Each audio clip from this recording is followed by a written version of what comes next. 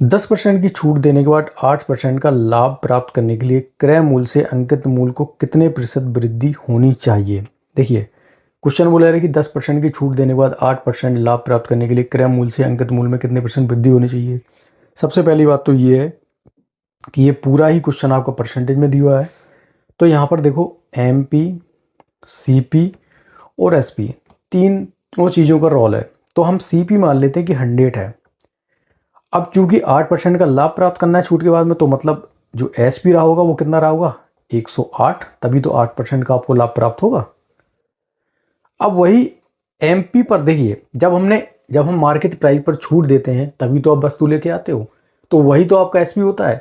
तो हमने जब मार्केट प्राइस पर 10% की छूट दी, मतलब MP का 90% जो वैल्यू है वो कितने के बराबर हो जाएगी SP के। That's it. तो हमें MP की वैल्यू निकालनी है। तो MP की वैल्यू कितनी हो जाएगी 108/90 मल्टीप्लाई बाई 100।